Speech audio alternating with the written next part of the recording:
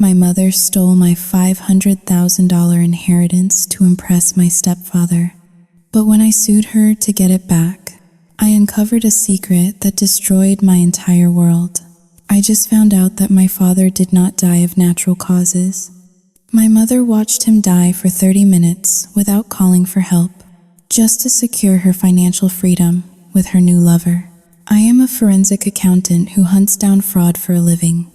Yet I was blind to the fact that the people raising me were draining my trust fund to pay for their luxury cars and country club memberships. My mother looked me dead in the eye and screamed that I owed her that money simply because she gave birth to me. She truly believes I am her property. I sent them both to prison. I exposed their lies to the entire community. But now that I am sitting in the wreckage of my family home, completely alone, I feel like I am the one serving a life sentence of guilt. Everyone calls me cold-hearted for turning in my own mother. Please tell me, did I do the right thing? Or am I the ungrateful daughter she says I am? My name is Julia Bennett. I am 29 years old, and I make my living hunting down lies. My official job title is forensic accountant, which sounds sterile and clinical, but the reality of my work is far more intimate. I spend my days sifting through the wreckage of corporate greed and marital deceit, tracing invisible lines of money that people try desperately to hide. I live in Seattle, a city that seems perpetually draped in a gray, misty shroud, which suits me just fine. The rain washes everything clean. Or at least, that is what I like to tell myself. I live alone in a condominium on the 24th floor of a building in downtown Seattle. It is a space of sharp angles, glass walls, and monochromatic furniture. There are no family photos on the mantle. There is no clutter. Everything I own has a place, and every dollar I earn is accounted for in my personal ledger. I have built a fortress of solitude and financial security, believing that if I could just control every variable in my life, I would never be hurt again. It was a Sunday afternoon in late October. The rain was drumming a steady, hypnotic rhythm against the floor-to-ceiling windows. I was sitting at my kitchen island, a cup of black coffee cooling near my right hand, while I reviewed a suspicious tax return for a client involved in a high-stakes divorce. I remember feeling a rare sense of peace. My life was quiet. It was ordered. It was safe. Then, my phone rang. The screen lit up with a photo I had taken years ago. A picture of my mother, Sarah, smiling a smile that did not quite reach her eyes. My stomach tightened. It was a visceral reaction, a conditioned reflex honed over 2 decades of walking on eggshells. I stared at the vibrating phone for 3 rings, debating whether to let it go to voicemail. But the curiosity, or perhaps the ingrained guilt of a daughter raised to serve, won out. I slid my finger across the screen and put it on speaker. "Julia, pick up right now." Her voice was shrill, piercing the quiet sanctity of my apartment. It was not a greeting. It was a command. "I am here." "Mom," I said, my voice steady. I kept my eyes on the rain sliding down the glass. "What is wrong?" "He is leaving me, Julia, after 18 years. Can you believe it? He is packing his bags right now." I took a slow sip of my coffee. This was not the first time Sarah had called me in hysterics about Mark, my stepfather.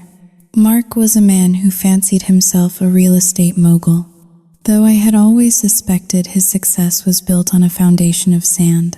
He was charming in the way a used car salesman is charming. Too much cologne, too many teeth when he smiled, and a handshake that felt like a transaction. "Why is he leaving this time?" I asked, keeping my tone neutral. I did not ask if she was okay. I learned long ago that Sarah did not want comfort. She wanted an audience because of you. She screamed. The accusation hit me like a physical slap, even though I was miles away. I set my coffee cup down, careful not to make a sound against the marble counter. "Excuse me?" I asked. "I have not seen Mark in 6 months. I have not spoken to him since Christmas. How is this because of me? Do not play innocent with me. Julia, you have always been like this. Cold, unfeeling, just like your father." I felt a flash of heat rise up my neck at the mention of my father, but I pushed it down. I forced myself to breathe. I needed to think like an accountant, analyze the data, find the discrepancy.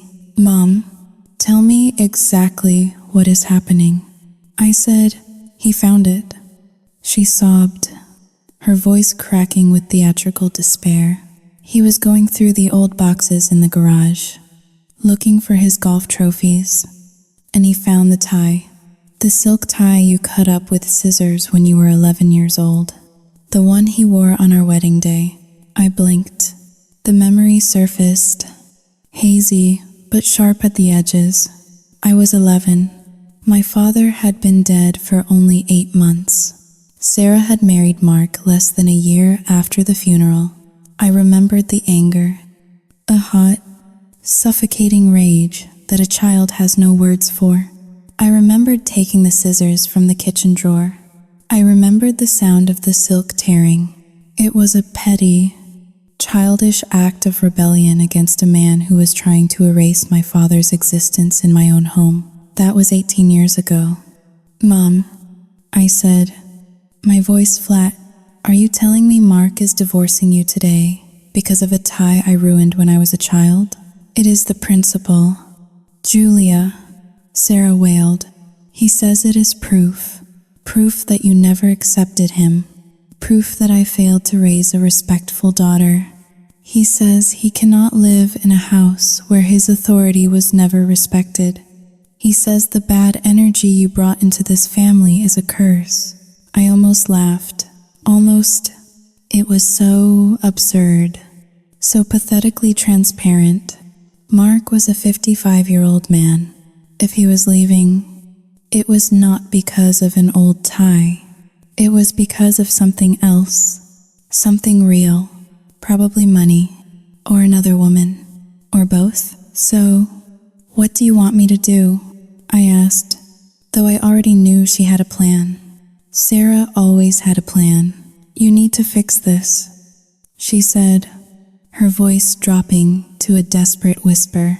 "You need to write him a letter, a formal apology, not a text message. Julia, a handwritten letter. You need to tell him you are a jealous, spiteful child. You need to tell him that he was a wonderful father figure and that you were the problem. You need to take full responsibility for the toxicity in our home." My hand clenched into a fist on the counter. My nails dug into my palm. "You want me to lie?" I stated.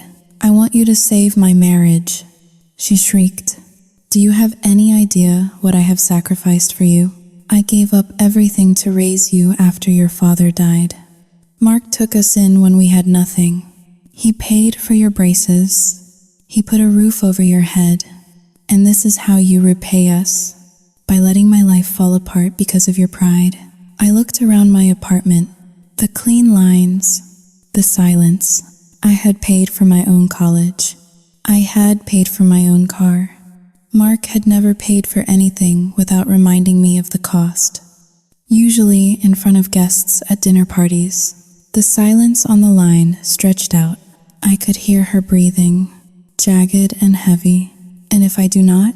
I asked softly, "Then do not bother coming home for Thanksgiving." Sarah spat out, "And do not expect any help from us ever again. You are selfish." "Julia, you have always been selfish." I closed my eyes. In my mind, I saw the ledger of our relationship. The column on the left was filled with my emotional debts, assigned by her, The column on the right was empty. It had always been empty. But then, my forensic brain kicked in. Why now? Why was the pressure so intense over something so trivial? Desperation has a scent, and I could smell it through the phone. Sarah was terrified, but she was not terrified of losing love. She was terrified of losing security. I reached over and tapped an icon on my phone screen. The red dot appeared. Recording. I need to understand the stakes. Mom, I said, shifting my tone. I made my voice sound vulnerable, wavering just enough to feed her ego. If I write this letter, Sao Ting Ha Ling, 2# is greater than will he stay. He said he would reconsider, she said, her tone instantly softening, thinking she had won. He just needs to see that you are broken. Julia, he needs to see that you know your place, that you are broken. The words hung in the air like smoke. I will think about it, I said. You will do more than think about it. You will write it tonight and overnight it to the house. And Julia, Sao Ting Ha Ling, 2# is greater than. What? If this divorce happens, I am going to need financial support. Emotional distress is a real thing. If you cannot give me a happy marriage, you will have to compensate me for the misery you caused. The call ended with a sharp click. I sat there in the silence of my apartment, the rain still falling against the glass. I did not feel guilt. I did not feel shame. I felt a cold, hard knot forming in my chest. My mother was not just asking for an apology. She was setting a trap. She was positioning me as the villain in a narrative I had not participated in for years. And the mention of financial support, that was the red flag waving violently in the wind. Sarah Bennett did not care about a cut tie. She cared about money. I opened my laptop and pulled up a new search window. My fingers hovered over the keyboard. I knew Mark's full name. I knew his date of birth. I knew their address. If they wanted to drag me back into the mud, I was not going in blind. I was going to see exactly what they were hiding. I typed in my stepfather's name and the words, King County Superior Court Records. The search bar blinked at me, a rhythmic pulse. I took a deep breath and hit enter. The piece was over.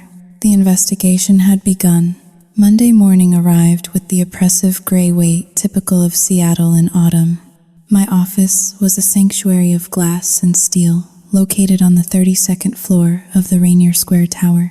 From here, the people on the streets below looked like insects, scurrying without purpose. I liked it up here. The air was filtered, cool, and silent. It was a sterile environment where emotions were left at the door and only facts mattered. I was in the middle of a forensic audit for a technology firm suspected of inflating their quarterly earnings. The numbers were dancing on my dual monitors, a complex web of deceit that I was slowly untangling. I felt a sense of calm control. This was my world. In this room, I was the predator, and the lies were my prey. Then, the illusion of safety shattered. The intercom on my desk buzzed. It was Stacy, the receptionist, and her voice was trembling. Miss Bennett, I am so sorry to interrupt, but there is a woman here to see you. She says she is your mother. I told her you were in a meeting, but she, Sao Ting Ha Ling, or Ting Ha Dayu.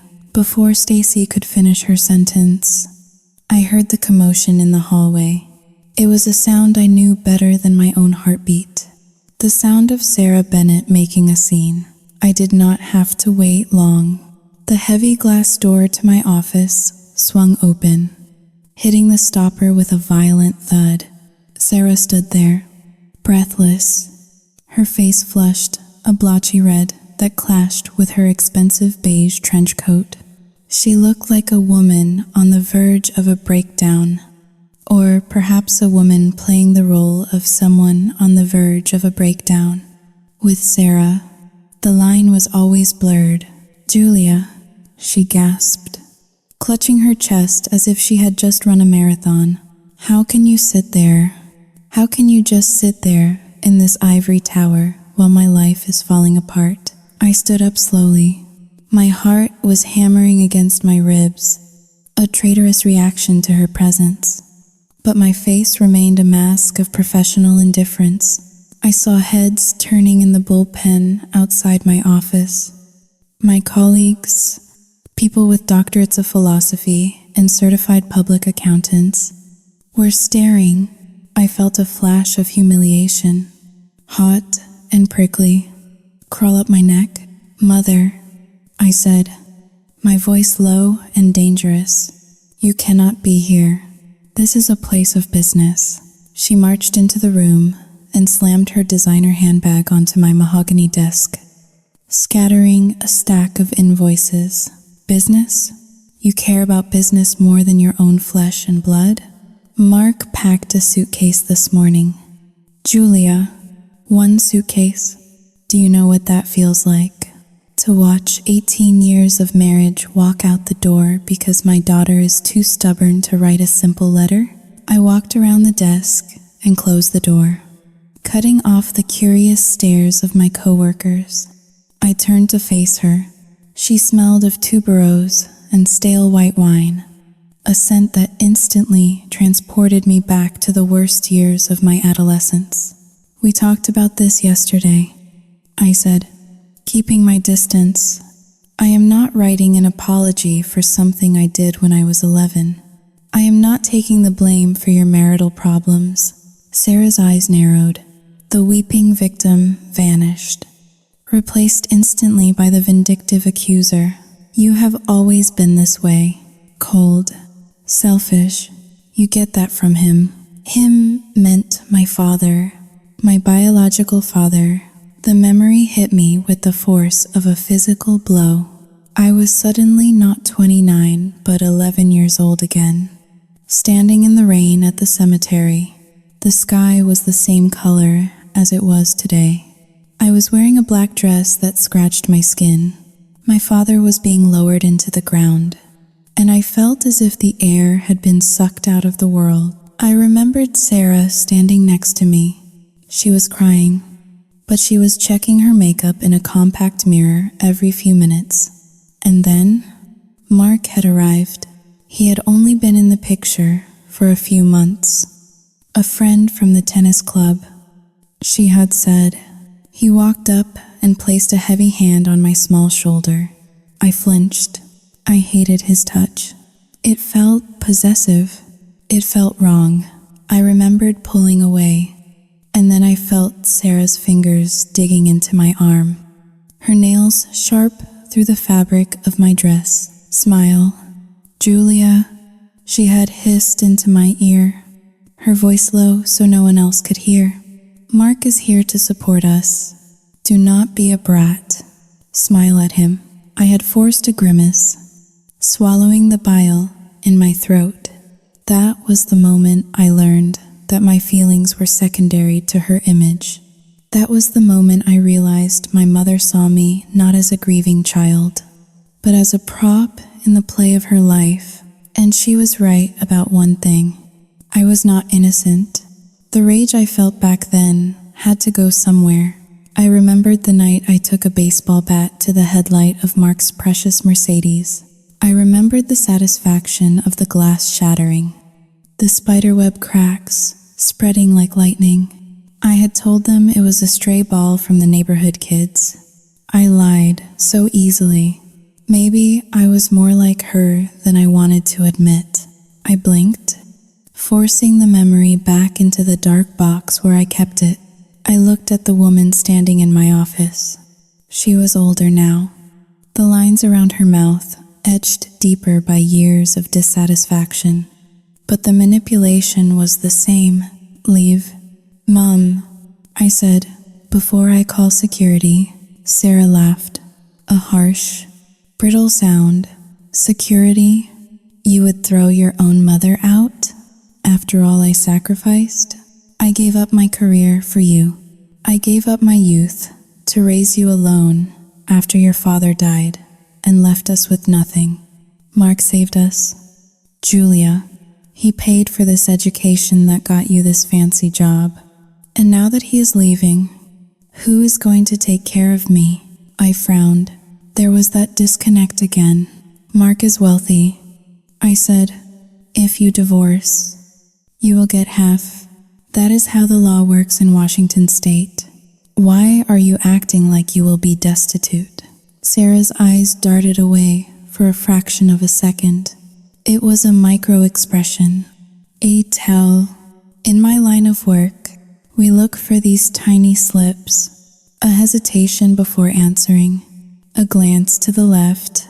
It is complicated. She stammered, smoothing the front of her coat. Mark has Saoyiding howling. 2 hashes greater than his assets are tied up in investments. Complex investments. Liquidity is low right now. And besides, I do not want a divorce. I want my husband. She took a step closer, her voice dropping to a conspiratorial whisper. But if you refuse to help me fix this, Saoyiding howling, 2 hash is greater than if you refuse to write that letter and save my marriage. Then you owe me. Julia, I owe you? I repeated, incredulous. Yes, you are the cause of this stress. You are the reason he is leaving. So if I am going to be a single, divorced woman at 52 because of your spite, you need to compensate me. She reached into her bag and pulled out a folded piece of paper. She slapped it onto my desk next to the scattered invoices. I want $5,000 a month, she stated. I stared at her. The number hung in the air between us, grotesque and specific. $5,000? I asked. For emotional distress, she said, lifting her chin defiantly. And for living expenses until the divorce settlement, which could take years, is finalized. If you do not want to apologize to Mark, fine, then you pay for the damage you caused. Consider it a tax on your selfishness. I looked down at the paper. It was a handwritten contract, penned in her looping, decorative script. It looked like a grocery list. But instead of milk and eggs, it listed her demands for my money. This is insanity, I said quietly. You are asking your daughter to pay you alimony because your husband is leaving you? I am asking my daughter to take responsibility, she shouted, her composure cracking again. You have this high-paying job. You have this expensive apartment. You have no children. You have plenty of money. Why are you so greedy? Why do you hate me so much? She began to sob, loud, heaving sobs that I knew were penetrating the glass walls of my office. I could see Stacy standing up at the front desk, looking worried. I needed to end this. I needed her out of my space before she caused irreparable damage to my professional reputation. Get out, I said, my voice ice cold. Sarah stopped crying instantly. She wiped her eyes, smearing mascara across her cheekbone. She looked at me with a gaze so full of venom it almost took my breath away. You will pay, Julia, she hissed. One way or another, you will pay. She turned and stormed out of the office, her heels clicking aggressively on the polished floor. I watched her go, feeling a strange mixture of adrenaline and exhaustion. I walked over to the door and locked it. Then I leaned back against the cool glass, closing my eyes. $5,000 a month. The number nagged at me. It was not a random number. It was specific. It was desperate. If Mark was truly the successful real estate developer he claimed to be, his wife would not need to extort $5,000 from her daughter. Even if his assets were tied up, there would be credit cards, savings accounts, lines of credit. Rich people did not panic over $5,000, but Sarah was panicking. I walked back to my desk and looked at the forensic audit on my screen. I was good at finding patterns. I was good at spotting when the story the numbers told did not match the story the people told. My mother's story was full of holes. I sat down and minimized my work files. I pulled up the search window I had started the night before.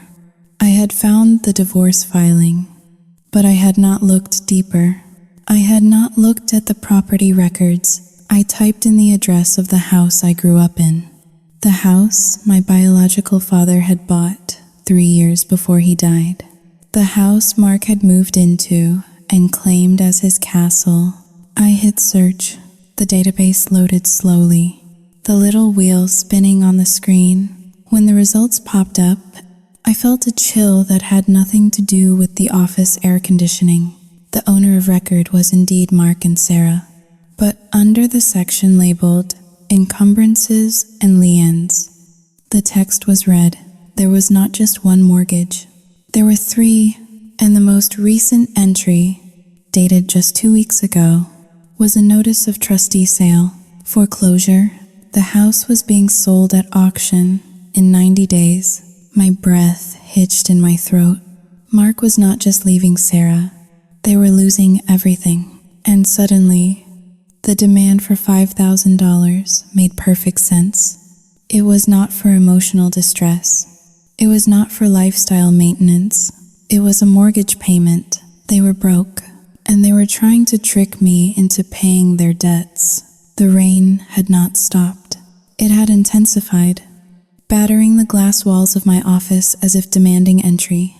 I sat frozen in my ergonomic chair, the glow of the monitors illuminating my face in the dim light. The word foreclosure burned on the screen, a digital scar on the history of my childhood home. My father bought that house. He had worked double shifts at the architectural firm for 5 years to afford the down payment. I remember the day we moved in. He picked me up and spun me around in the empty living room, laughing. "This is our castle. Jules," he had said, "no one can ever take this away from us." He was wrong. I felt a wave of nausea, not from the financial ruin staring back at me, but from the realization of the magnitude of the lie. Sarah had marched into my office, playing the role of the abandoned wife of a wealthy man, demanding emotional support money. But it was all a charade. She was not a victim of a broken heart. She was a rat fleeing a sinking ship, trying to gnaw a hole in my lifeboat to save herself. I needed more. The forensic accountant in me took over, pushing aside the hurt daughter. I opened a new tab and logged into a paid database used by private investigators and auditors. It was expensive, but it dug deeper than public records. I typed in Mark's full name, Mark Anthony Reynolds. The results cascaded down the screen like a waterfall of failure. I stared at the dates. 2 years. Mark had been legally bankrupt for 2 full years. I thought back to the family dinners during that time. Mark arriving in his leased Mercedes, which I now realized was likely leased in someone else's name or paid for with predatory loans. The expensive watches, the stories about closing the big deal downtown. It was all smoke and mirrors. He had been insolvent the entire time he was lecturing me about my lack of ambition because I chose a salary over entrepreneurship. But where did the money go? Bankruptcy wipes out debt, but it does not explain the cash flow. How had they been living this lifestyle for the past 2 years if he had no income? I navigated to the credit report section, available through a sub-pointed file from a previous unrelated case that happened to link to Mark's business partner. A stroke of luck, or perhaps fate. I saw a series of large cash withdrawals, and then I saw the source of funds for the last 18 months. It was not income. It was equity. They had refinanced the house 3 times. They had stripped every ounce of value my father had built. The house was now worth less than the debt owed on it. They were underwater, but there was something else. A recurring deposit into their joint account that stopped abruptly 3 months ago. The deposits were labeled Benevolent Trust Disbursement. My heart skipped a beat. Benevolent Trust. The name sounded vaguely familiar, like a forgotten song from childhood. I closed my eyes and searched my memory. My father, his study, a heavy leather binder he kept in the safe. He had shown it to me once when I was 10. "This is for you, Jules," he had said, "for when you are grown up." I opened my eyes and typed Benevolent Trust into the search bar, cross-referencing it with my father's name, David Bennett. Nothing came up in the public database. Trusts are private instruments, shielded from prying eyes. But if Mark and Sarah were receiving disbursements from it, there had to be a paper trail connecting them to it. I needed physical evidence. I needed that binder. I looked at the clock. It was 2 in the afternoon. I grabbed my coat and my bag. I did not tell anyone I was leaving. I just walked out. The drive to the suburbs took 45 minutes. The rain lashed against my windshield, blurring the world into streaks of gray and green. I pulled up to the house that was technically no longer theirs, though they were still clinging to it like barnacles. Mark's car was gone. Sarah's car was in the driveway. I knew she would be at her weekly bridge club meeting at the community center. She never missed it. It was her stage, the place where she performed the role of the perfect suburban wife. She would be there, sipping tea and lying to her friends about Mark's business trip while her house was being foreclosed on. I had a key. I had kept it for years, hidden in a small box in my glove compartment, a sentimental relic I never thought I would use. I walked up the driveway, avoiding the cracked pavement. The lawn was overgrown. The paint on the porch was peeling. Up close, the decay was visible. The facade was crumbling. I unlocked the door and stepped inside. The smell hit me first. It was the smell of stale air and expensive perfume trying to mask something rotting. The house was silent. I went straight to the study. It was Mark's domain now. He had repainted it a dark, oppressive hunter green and filled it with fake leather furniture. I began to search. I opened drawers. I pulled books off shelves. I felt like a thief in my own home, my heart pounding a frantic rhythm against my ribs. I found stacks of unpaid bills stuffed into a drawer, notices from the Homeowners Association regarding unpaid dues, threatening letters from credit card companies. It was a chaotic mess of financial negligence, but I was looking for the binder. I checked the closet. On the top shelf, pushed back behind a stack of old board games, I saw a metal box. It was locked. I looked around the room. Mark was not a clever man. He was predictable. I checked the top drawer of the desk. Under the plastic tray holding paper clips, there was a small silver key. I took the box down and unlocked it. Inside was not a binder, but a thick file folder labeled Julia, Trust. My hands trembled as I opened it. The document on top was a copy of my father's will. I skimmed it quickly, and then I stopped. My breath caught in my throat. Article carve. The David Bennett Testamentary Trust. Beneficiary, Julia Bennett. Trustee, Sarah Bennett. Corpus amount, $500,000. Distribution, to be distributed to the beneficiary upon her 30th birthday. $500,000. My father had left me $500,000. He had set it aside specifically for me, to ensure I would be safe, to ensure I would have a future. I was 29. I turned 30 in 6 months. I flipped to the next page. It was a bank statement for the trust account. The balance was $3,420. I stared at the number. 3,000 out of 500,000. I flipped through the pages frantically. Withdrawal records, transfers, checks written to Mark Reynolds Consulting, checks written to cash. They had drained it. Over the last 10 years, Sarah and Mark had systematically embezzled my inheritance. They had treated my future as their personal piggy bank. The fancy cars, the vacations, the business investments. It was all funded by my father's life insurance and savings. Money that was legally mine. I felt a scream building in my chest. A primal sound of rage and betrayal so deep it threatened to tear me apart. But I swallowed it. I forced it down into the cold, hard pit of my stomach. Then I saw something else. A smaller, older notebook tucked at the bottom of the box. It was Sarah's handwriting on the cover. Journal. I opened it to a random page. The date was from 10 years ago, March 12th. Mark is worried about the money. The business is not taking off. I told him not to worry. The trust fund is there. We can borrow against it. Julia does not know. She is just a child. She does not need it yet. We will put it back before she turns 30. We have to save the house. We have to maintain our lifestyle. It is what David would have wanted. For me to be happy. What David would have wanted. The audacity, the delusion.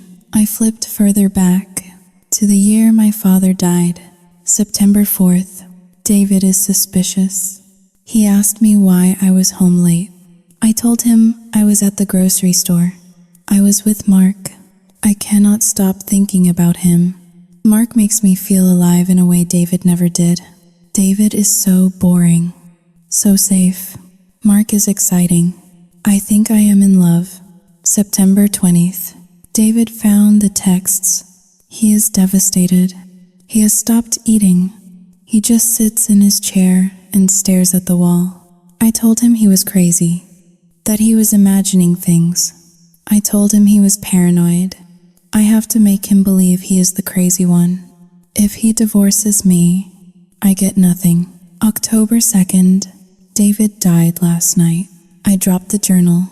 It hit the floor with a dull thud. My father did not just die of a heart attack. He died of a broken heart. He died under the weight of her gaslighting. She had driven him to the brink of despair while sleeping with the man who would later help her steal his daughter's fortune. I stood in the center of the room, surrounded by the evidence of their crimes. The silence of the house was deafening. They had stolen everything. My money, my father's legacy, my trust. Tears finally pricked my eyes, hot and angry, but I wiped them away instantly. Crying was for victims. Crying was for the little girl who cut up a tie because she did not know how to fight back. I was not that little girl anymore. I took out my phone and began to photograph every page. The will, the bank statements, the journal entries. I photographed the foreclosure notice. I photographed the bankruptcy discharge. I was building a case. Sarah wanted me to write a letter. She wanted me to apologize. I would write her a letter. All right, but it would not be an apology. It would be a summons. I packed the documents back into the box, but I kept the journal and the copy of the will. I put them in my bag. As I walked out of the house, the rain stopped. The clouds broke, revealing a sliver of cold, pale blue sky. I got into my car and looked at the house one last time. It looked like a corpse. My phone buzzed. It was a text from Sarah. Did you think about what I said? Mark is really serious this time. Please, Julia, do it for your mother. I looked at the text. I typed a reply. my fingers steady. I am thinking about it. Mom, I am thinking about everything. Sauting howling. Zwei Raute ist größer. Als I hit send. Then I started the engine. The sound was a growl, low and menacing. The next morning, I sat across from Andrew Davis in a heavy leather chair that smelled of cedar and old money. Davis was a shark of an attorney, a man whose smile was as sharp as the crease in his trousers. He was not a family friend. He was a hired gun I had found through a professional contact, chosen specifically because he had no emotional ties to the Bennett tragedy. I placed the stack of photographs I had taken on his desk.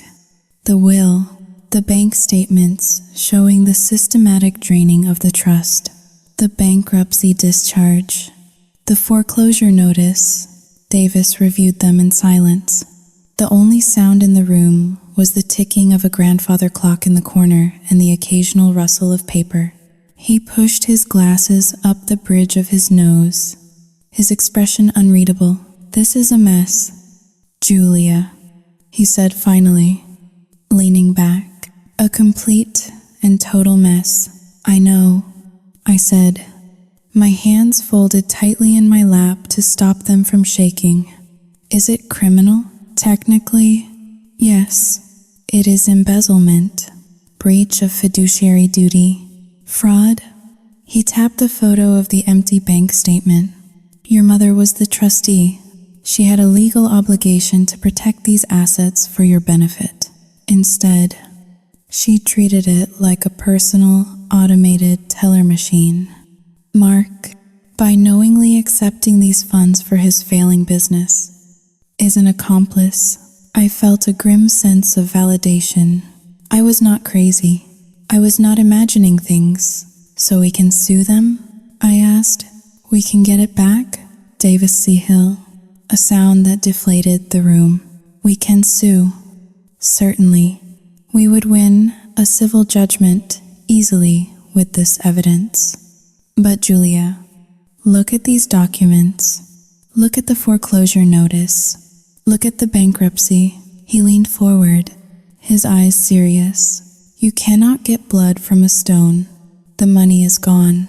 $500,000 does not just disappear into a savings account. It was eaten by lifestyle inflation, bad investments, and debt service. If we sue them, we will spend $50,000 in legal fees to get a piece of paper that says they owe you money they do not have. I stared at the mahogany desk. The money was gone. My father's legacy, the safety net he had built for me with his life, had been vaporized to pay for Mark's leased luxury cars and Sarah's country club memberships. However, Davis continued, his voice dropping an octave. There is another angle. You mentioned they are pressuring you to sign an apology letter? I nodded. Sarah says Mark needs it to forgive me. Davis picked up a pen and tapped it rhythmically against the desk. I would bet my license that this letter is not just an apology.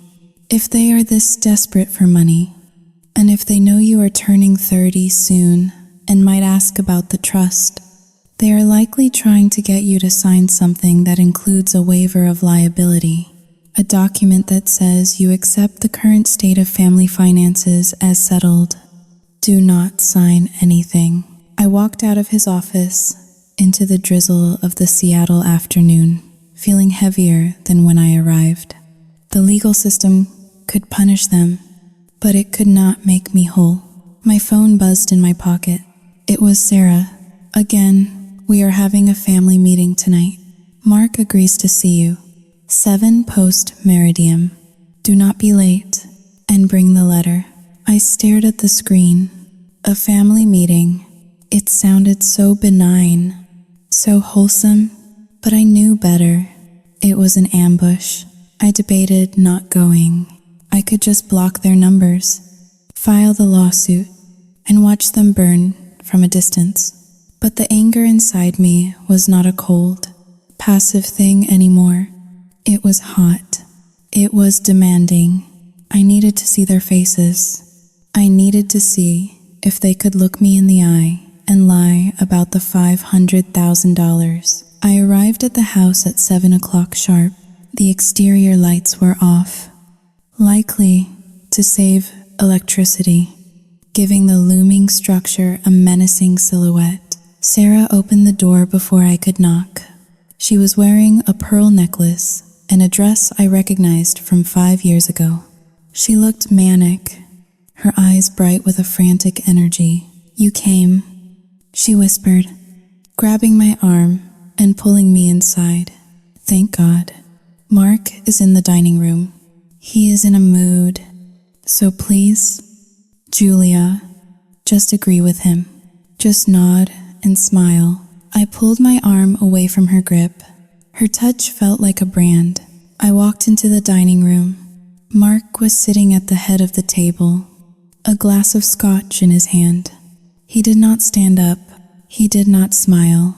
He looked at me with a mixture of disdain and entitlement. "Hello, Julia," he said, his voice slurring slightly. "Mark," I said, remaining standing. "Sit down," Sarah urged, scurrying to the seat next to him. She looked between us like a nervous referee. I sat. The table was set with the good china, but there was no food, just a single envelope in the center of the table. "We prepared a draft for you," Mark said, gesturing to the envelope with his glass. "To make it easier, since you always struggle with expressing gratitude." I reached out and took the envelope. My fingers brushed the paper, and I felt a jolt of electricity. I opened it. It was a typed document, 2 pages. Julia Bennett, hereby acknowledge that my behavior as a child caused irreparable harm to the marriage of Sarah and Mark Reynolds. Xiaoyu Jinghao Ling, R. Jinghao Dayu. I skimmed the first paragraph. It was humiliating. A catalog of petty sins exaggerated into monstrous acts of malice. But then, my eyes caught the second paragraph. Xiaoyu Jinghao Ling. 2# is greater than and in recognition of the financial and emotional support provided to me by Mark Reynolds and Sarah Bennett throughout my youth, including but not limited to education, housing, and general welfare. I hereby waive any and all future claims regarding family assets or estate distributions, acknowledging that all obligations to me have been paid in full. My heart hammered against my ribs. Davis was right. It was a waiver. They were trying to trick me into signing away my right to sue for the stolen trust fund before I even knew it was missing. I looked up. Mark was watching me closely, his eyes predatory. Sarah was wringing her hands. "This is not an apology," I said, my voice trembling with suppressed rage. "This is a legal document. It is a statement of unity." Sarah interjected quickly, her voice high and shrill. "It is just a formality, Julia. Mark just wants to know that we are all on the same page, that we are a family, that you are not going to come back later and cause trouble." "Cause trouble?" I repeated. "You mean like asking where my father's money went?" The room went deathly silent. The air pressure seemed to drop. Mark set his glass down with a heavy clunk. "What did you say?" he asked, his voice low. I looked directly at Sarah. She went pale, her eyes widening in terror. "I know about the trust," I said, my voice steadying. "I know about the benevolent trust. $500,000. Where is it?" "Mom?" Sarah stood up, her chair scraping violently against the floor. "How dare you?" she screamed. "How dare you come into this house and talk about money after everything we have done for you? You stole it," I said, standing up to meet her. "You spent my inheritance on his cars, on his failed businesses. I did not steal it," Sarah yelled, her face contorting. I invested it. I invested it in us, in our family. We raised you. Do you have any idea how expensive you were? The braces, the clothes, the food. That money was ours to use as we saw fit. It was a trust. I shouted back, losing my composure for the first time. It was not your money. It was Dad's money for me. Do not talk about your father. Mark roared, slamming his fist on the table. He was a weak man who left his wife with nothing. I am the one who took care of you. I am the one who stepped up. He is right, Sarah cried, moving to stand behind Mark, placing her hands on his shoulders as if to shield him. You are ungrateful. Julia, you are sick. You have always been sick. She pointed a shaking finger at me. If you do not sign that paper, if you try to sue us, I will destroy you. I looked at her, stunned. Destroy me? I will call your boss. Sarahisit, her eyes gleaming with malice. I will tell them you are mentally unstable. I will tell them you are harassing us. I will tell them you are a thief who is trying to extort money from your elderly parents. Who do you think they will believe? A forensic accountant with a history of family trauma, or a grieving mother? I felt the room spin. This was the spiraling, the moment where the ground fell away. She was threatening my career. She knew that in my line of work, reputation was everything. An accusation of fraud or mental instability, even if unproven, could lead to a suspension. It could ruin me. You would do that? I whispered. You would ruin my life to protect him? I will do whatever I have to do to protect this family, Sarah said, her voice cold and final. Now sign the paper. I looked at the document. I looked at Mark, smug and red-faced. I looked at Sarah, a woman I shared deoxyribonucleic acid with, looking at me with absolute hatred. I realized then that I was completely alone in that room. There was no love here. There was no mother here. There were only two desperate criminals who would burn me alive to keep themselves warm. I picked up the document. I will take this with me. I said, I need time to think. Mark laughed. A cruel, barking sound. You have 24 hours. Julia, or I start making phone calls. I turned and walked out of the dining room, down the hall, and out the front door. I did not run. I walked. I got into my car and locked the doors. My hands were shaking so hard I could barely put the key in the ignition. I drove a block away and pulled over. I leaned my head against the steering wheel and let out a long, shuddering breath. They thought they had me cornered. They thought the threat of professional ruin would make me submit, but they had made a fatal mistake. They thought I was still the little girl who cried when she was yelled at. They did not realize that by threatening my career, they had just declared war on the only thing I had left to lose. I looked at the passenger seat where the journal and the stolen trust documents lay hidden in my bag. I was not going to sign that paper. I was going to burn their house down, not with fire, but with the truth. I sat in my car for what felt like hours, though the dashboard clock told me it had only been 20 minutes. My hands were gripping the steering wheel so tightly my knuckles had turned white.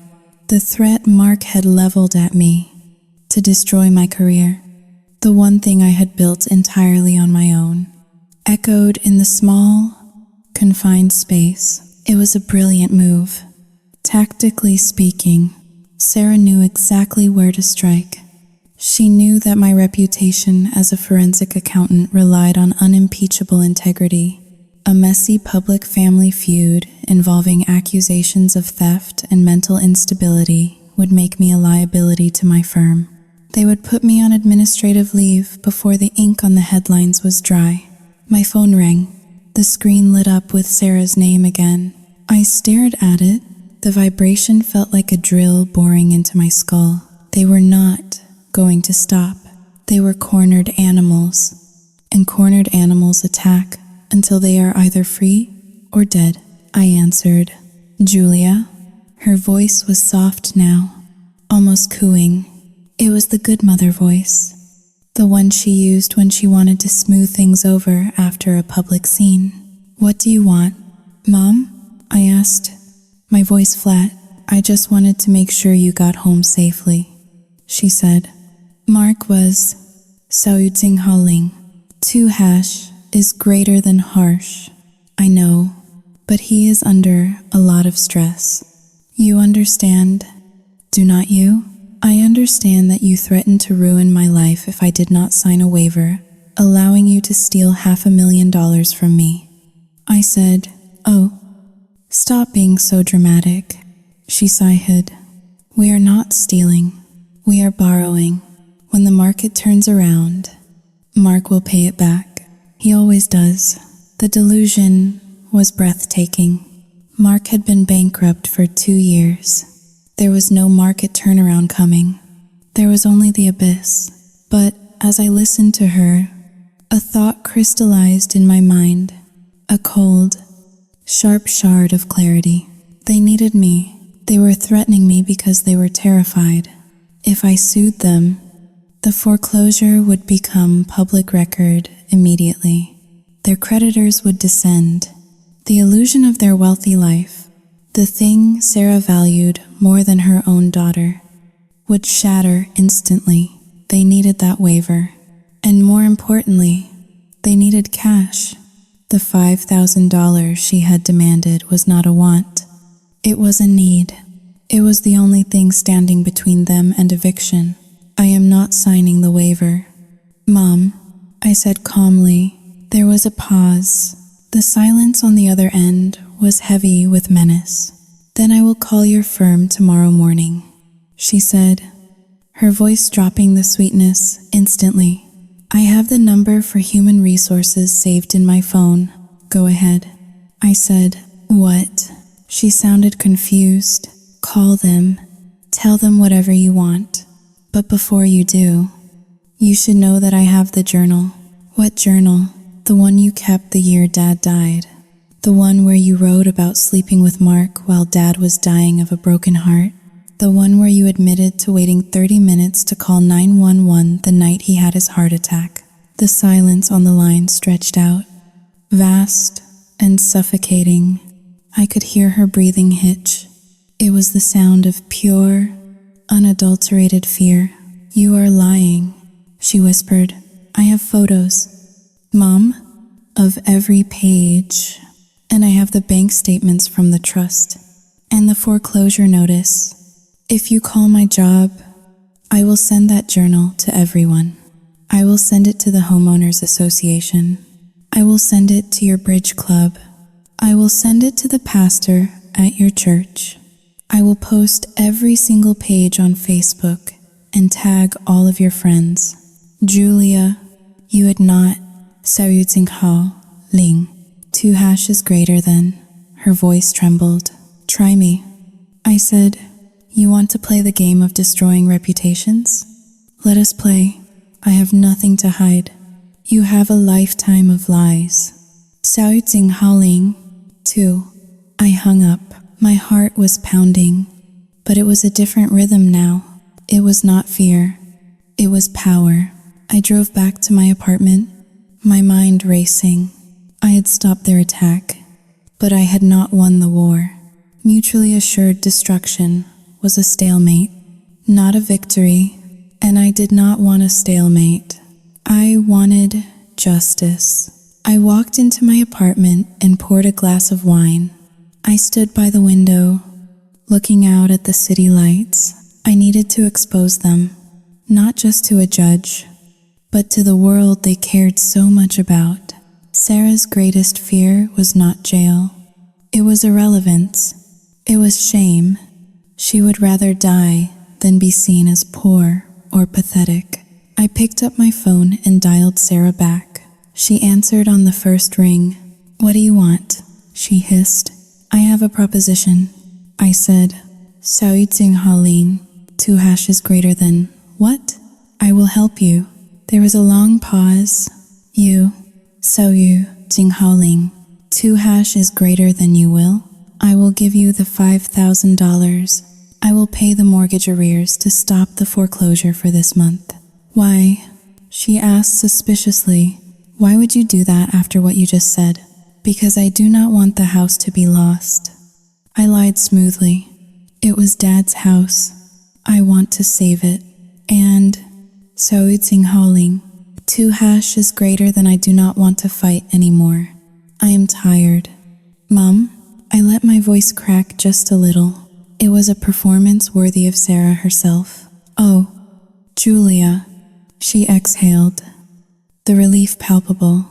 I knew you would come around. I knew you still loved us. But, I added, there is a condition. What condition?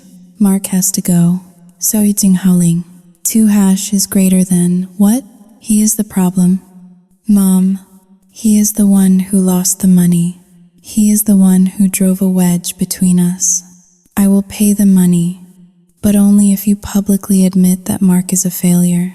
I want you to tell the world the truth. Tell the world? I want you to do a Facebook Live. Tomorrow, I want you to tell your friends that Mark made bad investments and lost our family savings. I want you to say you are leaving him because he lied to you. She gasped. Julia, I cannot do that. It would humiliate him. It is him or the house. Mom, I said coldly, if the house gets foreclosed on next week, everyone will know anyway. They will see the auction sign on the lawn. They will see the moving trucks. At least this way, you get to control the narrative.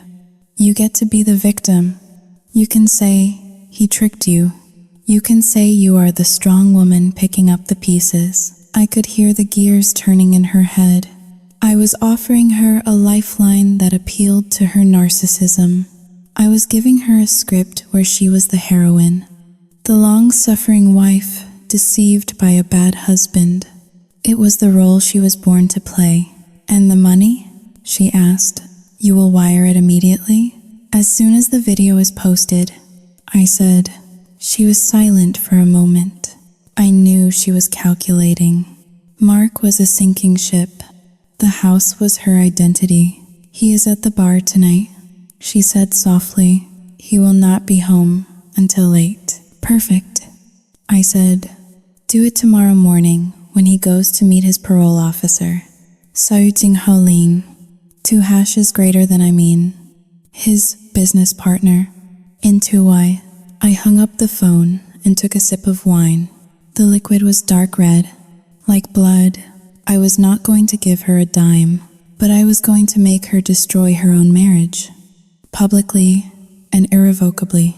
I was going to make her tear Mark apart with her own teeth, driven by greed and the promise of a check that would never clear. This was the point of no return. I had crossed the line from daughter to executioner. And as I looked at my reflection in the dark window, I realized I did not recognize the woman staring back. But I liked her. She was formidable.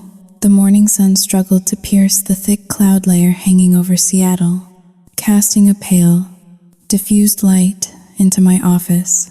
It was 9 o'clock. My coffee was hot. My door was locked, and my phone was propped up against my computer monitor. I was not working. I was waiting. The notification arrived at 9:15. It popped up on my screen, a banal little blue banner that heralded the destruction of a life. Sarah Bennett is live. I felt a cold thrill race down my spine, a sensation that was equal parts anticipation and nausea. I tapped the notification. The screen filled with the image of my mother. She had set the stage perfectly. She was sitting in the sunroom of the house, the one room that still looked pristine because no one ever used it. Behind her, the gray sky framed her silhouette. She was wearing a simple white blouse, modest and understated. Her hair was loose, lacking its usual stiff hairspray helmet. She wore no jewelry. Her makeup was minimal, just enough to highlight the dark circles under her eyes. Circles I suspected she had enhanced with a dab of gray eyeshadow. She looked fragile. She looked broken. She looked like a masterpiece of deception. I plugged in my headphones and turned up the volume. The viewer count in the corner of the screen began to tick upward. 10 people, 20, 50. The notifications of people joining were a who is who of her social circle.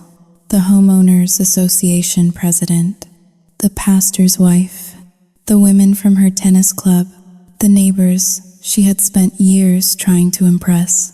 Sarah took a deep, shuddering breath, looking directly into the camera lens. "Hello, everyone," she began, her voice trembling just enough to sound authentic. "I am sorry to do this here. I know this is Ling. 2# is greater than unconventional, but I have nowhere else to turn. I feel so alone right now, and I just need to speak the truth before the rumors start." She paused, wiping a non-existent tear from her cheek. "You all know my husband, Mark. You know the image we have projected for 18 years. The successful businessman, the loving father, the pillars of the community." She looked down at her hands, twisting her wedding ring. It was all a lie. The viewer count jumped to 112. The comments began to scroll up the side of the screen.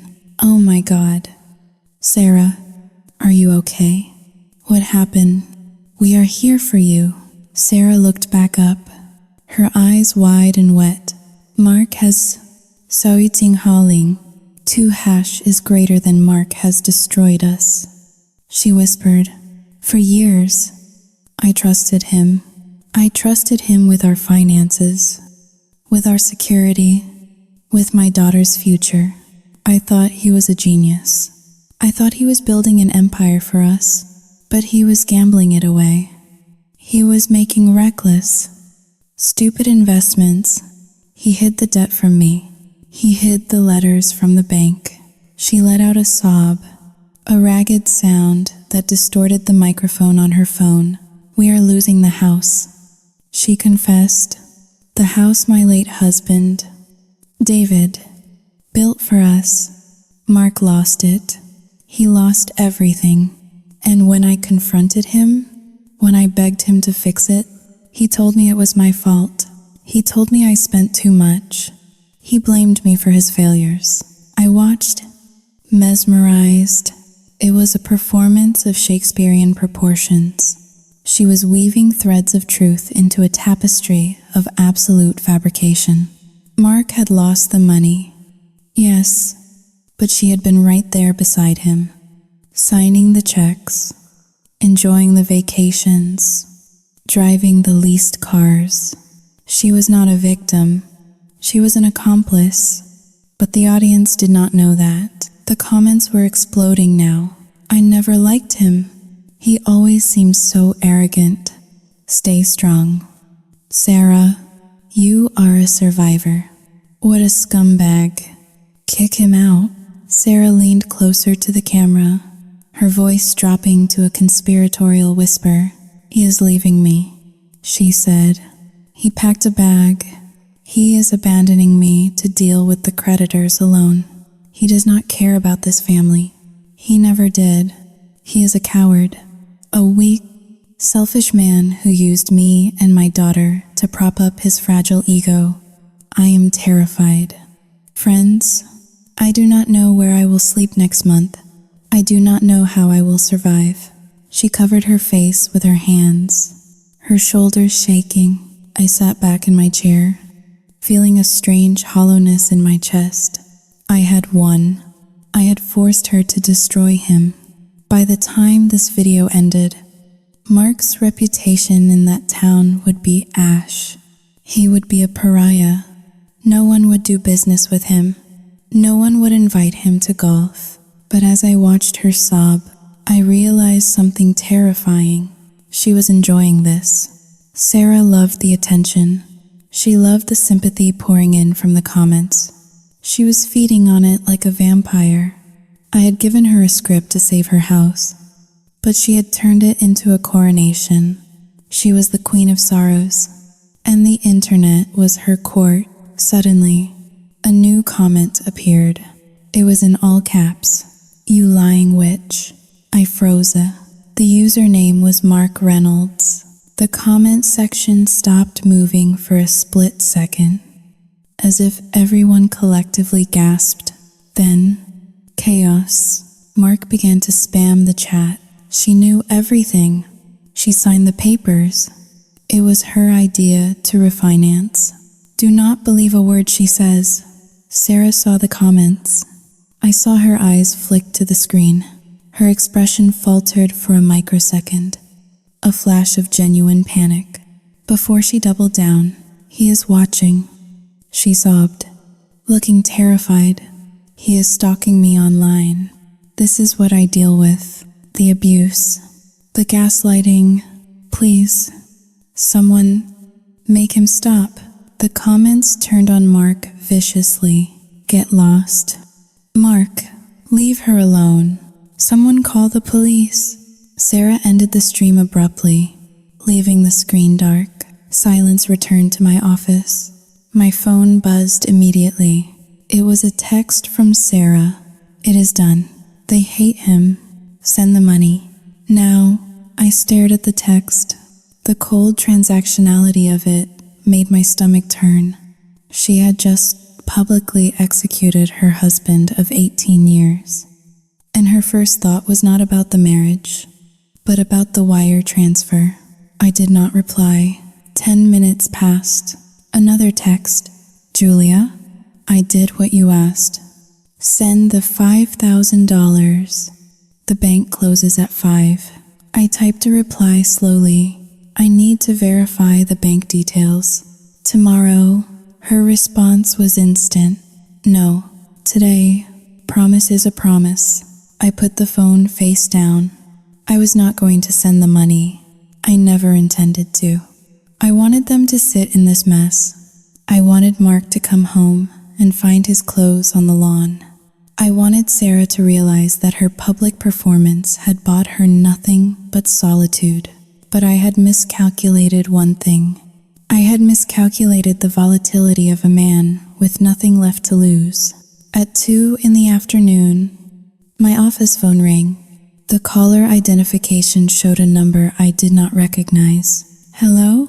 I answered. "Julia Bennett." A man's voice. Rough, agitated. "Speaking. Who is this?" "This is Officer Miller from the King County Sheriff's Department." My heart stopped. The world seemed to tilt on its axis. "Is this about my mother?" I asked, my voice barely a whisper. "We are at your mother's residence," the officer said. "There has been a Xiaoyu Jinghao Ling. 2 hash is greater than domestic disturbance. We received multiple calls from neighbors. Is she Xiaoyu Jinghao Ling? 2. Is she okay?" "She is being transported to the hospital," he said. "She is conscious, but she has sustained injuries. Your stepfather, Mr. Reynolds, is in custody." I closed my eyes. The image of the live stream played in my mind. Sarah crying, Mark's comments screaming in all caps. "What happened?" I asked. "Mr. Reynolds arrived at the home approximately 30 minutes ago. He was reportedly in a state of extreme agitation. He drove his vehicle through the garage door. There was a physical altercation inside the home. Neighbors heard screaming and intervened. He drove through the garage door. I felt a wave of dizziness. I gripped the edge of my desk. Xiaoyu Jinghao Ling. 2 hash is greater than I will come down there." I stammered. "Which hospital?" "Harborview Medical Center." I hung up the phone. My hands were shaking so hard I knocked my coffee cup over. The brown liquid spilled across my desk. soaking the forensic audit I had been working on, dripping onto the floor. I did not care. I had wanted revenge. I had wanted to expose them. I had wanted to make them pay for stealing my inheritance and for the lies about my father. But I had lit a match in a room full of gasoline, and now the house had actually exploded. Sarah was in the hospital. Mark was in handcuffs. I grabbed my purse and ran to the elevator. My mind was a chaotic storm of guilt and justification. It is not my fault, I told myself as the elevator plummeted toward the lobby. They did this. They stole the money. They built the lies. I just showed the world who they were, but a quiet, insidious voice in the back of my head whispered the truth. You pulled the strings. You told her to do the video. You knew Mark was unstable. You knew he was desperate. I got into my car and merged into the highway. The rain had started again, a relentless downpour that blurred the brake lights of the cars ahead of me into smears of red blood. I drove fast, too fast. When I arrived at the hospital, the smell of antiseptic and sickness hit me like a wall. I found the emergency room reception. Sarah Bennett, I said, breathless. I am her daughter. The nurse typed into a computer, bed 4. She is being examined. You can go back, but only for a minute. I walked down the corridor. I heard the beeping of machines. I heard a child crying. I found bed 4. The curtain was pulled back slightly. Sarah was lying on the gurney. Her face was a ruin. Her left eye was swollen shut, a grotesque shade of purple and black. Her lip was split. There was a brace around her neck. She looked small. She looked old. She opened her good eye and saw me standing there. For a moment, I thought she would cry. I thought she would reach out for me. I stepped forward, ready to offer comfort, ready to be the daughter again. But then her eye focused. She saw who I was, and the expression that crossed her battered face was not relief. It was rage. You, she rasped, her voice thick with blood. Saluting howling. Dva. Mom, I am so sorry. I began, where is the money? She interrupted, struggling to sit up, wincing in pain. Saluting howling. Zwei Raute ist größer als Eifrose. Saluting howling. 2 hash is greater than what? The money. Julia, she hissed, grabbing the rail of the bed with a bruised hand. I did the video. I got beaten to a pulp for it. He tried to kill me because of what I said. So you better have sent the money. I stared at her. I looked at the bruises. I looked at the neck brace, and I listened to her words. She did not care that her husband was in jail. She did not care that she had almost died. She only cared about the transaction. She viewed her own beating as a service rendered, an invoice to be paid. The guilt I had felt in the car evaporated instantly. It was replaced by a cold, hard resolve that felt like iron settling in my bones. I looked down at her. I did not send it. I said quietly. Sarah's eye widened. Her mouth opened in a silent scream of disbelief. You, saluting howling. 2 hash is greater than you, monster. She whispered. No, Mom, I said, taking a step back. I am just the auditor, and I just finished reviewing your accounts. I turned and walked away. Behind me, I heard her screaming my name, a shrill, desperate sound that echoed down the hospital corridor. Julia, you owe me. You owe me. I did not look back. The tragedy was not that Mark had beaten her. The tragedy was that even violence could not knock the greed out of her. And now, there was nothing left to save. 2 days after the incident at the house, I sat in the plush office of Andrew Davis, watching him slide a thick stack of documents across the mahogany desk. The papers were crisp, white, and lethal. It was the lawsuit. Julia Bennett versus Sarah Bennett and Mark Reynolds. The charges included embezzlement, fraud, breach of fiduciary duty, and intentional infliction of emotional distress. "They are out?" Davis said, his voice devoid of emotion. I looked up, blinking. "Out?" Mark made bail this morning. His lawyer argued that it was a first offense and that he is not a flight risk. Despite the bankruptcy, and your mother, Xiao Jinghao, Ling, 2# is greater than. She checked herself out of the hospital against medical advice 3 hours ago. "She checked out?" I asked, incredulous. "She had a fractured orbital bone. She had a concussion.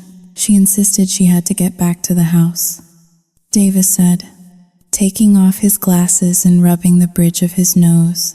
"She told the nurses she had to secure her assets before the bank changed the locks." I felt a cold knot tighten in my stomach. The house. It always came back to the house.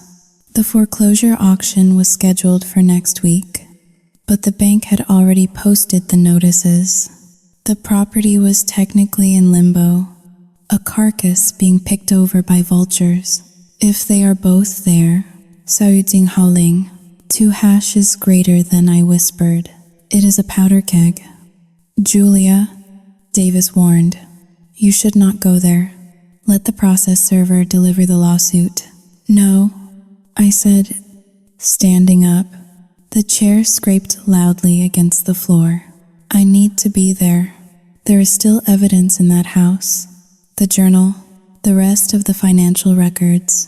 If Sarah is there, she is not packing clothes. She is shredding documents. I have to go." The drive to the suburbs felt like a funeral procession.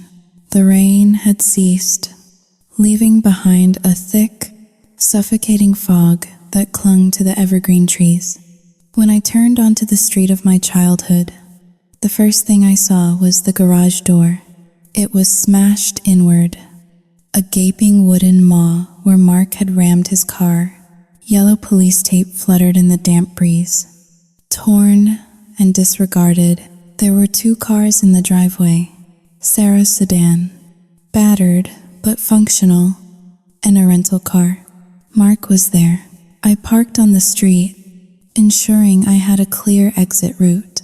I reached into my bag and turned on my phone's voice recorder. I checked it twice, recording. I walked up the driveway, stepping over shards of glass and splintered wood. The front door was unlocked. It hung slightly ajar. The frame splintered near the deadbolt. I pushed it open and stepped into the foyer. The house was cold. The heat had been turned off, likely another unpaid bill. It smelled of mildew, stale alcohol, and the metallic tang of old blood. I heard them before I saw them. They were in the living room, their voices raised in a cacophony of blame. "You stupid woman," Mark's voice, hoarse, desperate. "Where did you hide it?